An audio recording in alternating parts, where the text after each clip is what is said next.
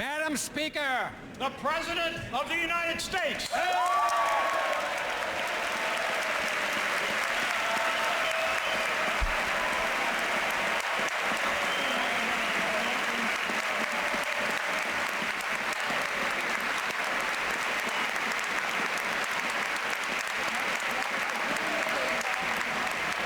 All right, so there he is, the president. He's walking into the House of Representatives, getting a standing ovation even before he says a word.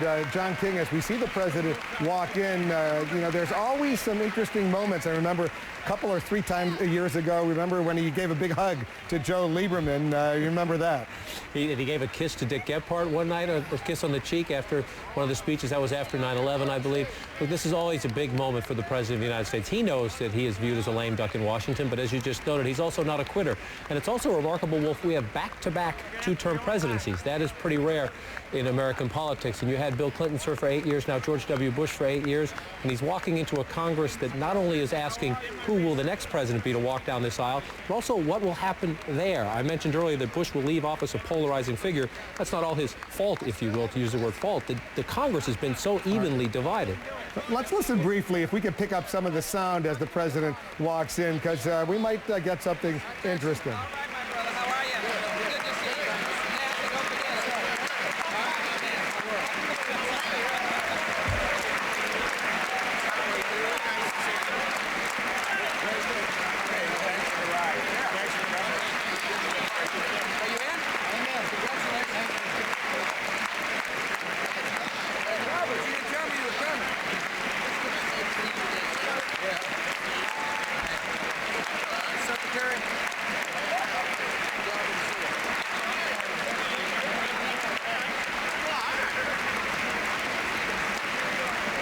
Meeting with it's the Supreme Court justices right now, and in the front of your screen you see to their backs members of the Joint Chiefs of Staff. But there it is, the picture, at least a good picture of two colleagues, Senator Barack Obama and Senator Ted Kennedy. They made news today, Senator Kennedy endorsing Barack Obama for the Democratic presidential nomination.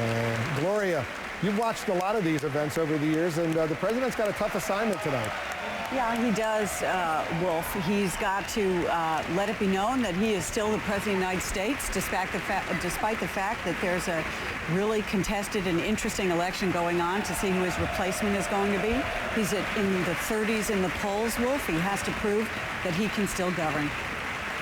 All right, he'll be introduced right now once again, and then he will begin his remarks, but there's always a lot of applause for these kinds of events. And I know that yesterday and today the president was very, very busy rehearsing over at the White House with the teleprompter, rehearsing this speech. I'm told he didn't do it on Saturday. He took the day off and relaxed a little bit, but the speech has been prepared for some time, and the president wants to make sure it's delivered precisely the way it should be delivered. Let's see how he does in the course of this over the next 45 minutes to an hour or so.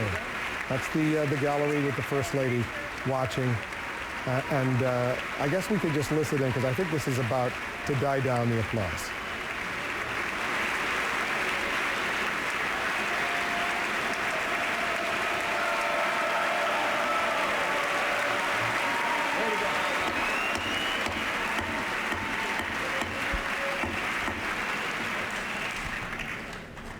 Members of Congress, I have the high privilege and distinct honor of presenting to you the President of the United States.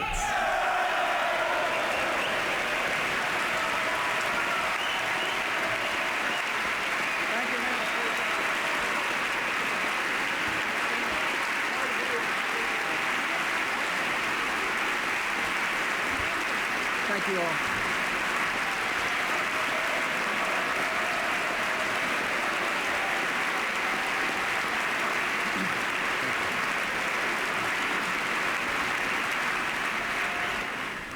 Madam Speaker, Vice President Cheney, members of Congress, distinguished guests, and fellow citizens. 7 years have passed since I first stood before you at this rostrum. In that time, our country has been tested in ways none of us could have imagined. We face hard decisions about peace and war, rising competition in the world economy, and the health and welfare of our citizens. These issues call for vigorous debate, and I think it's fair to say we've answered the call. Yet history will record that amid our differences, we acted with purpose, and together we showed the world the power and resilience of American self-government. All of us were sent to Washington to carry out the people's business. That is the purpose of this body. It is the meaning of our oath. It remains our charge to keep.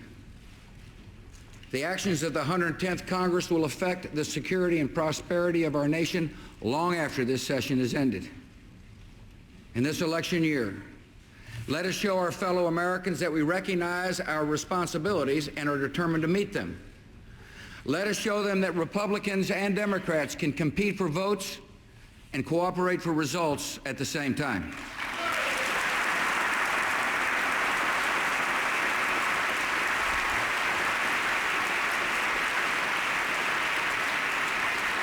From expanding opportunity to protecting our country, we've made good progress. Yet we have unfinished business before us, and the American people expect us to get it done. In the work ahead, we must be guided by the philosophy that made our nation great. As Americans, we believe in the power of individuals to determine their destiny and shape the course of history. We believe that the most reliable guide for our country is the collective wisdom of ordinary citizens.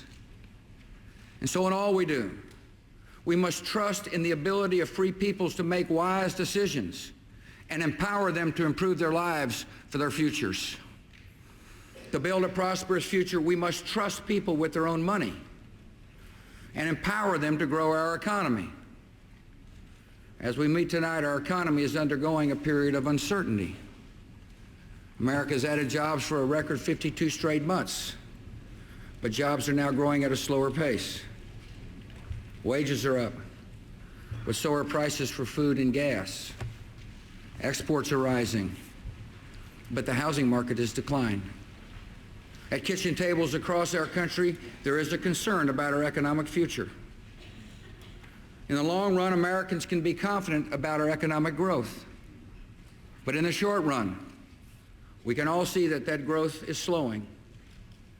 So last week, my administration reached agreement with Speaker Pelosi, Republican Leader Boehner, on a robust growth package that includes tax relief for individuals and families and incentives for business investment. The temptation will be to load up the bill. That would delay it or derail it, and neither option is acceptable.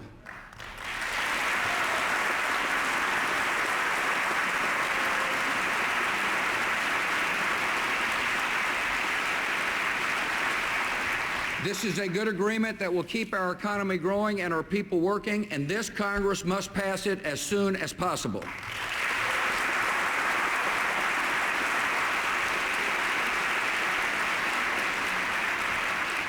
We have other work to do on taxes.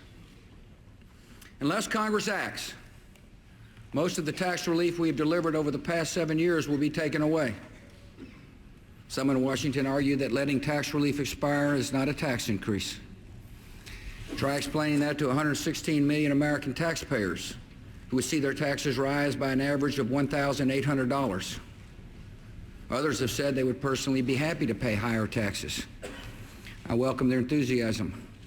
Pleased to report that the IRS accepts both checks and money orders.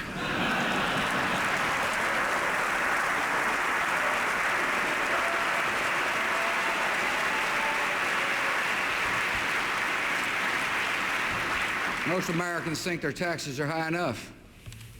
With all the other pressures on their finances, American families should not have to worry about the federal government taking a bigger bite out of their paychecks. There's only one way to eliminate this uncertainty: make the tax relief permanent.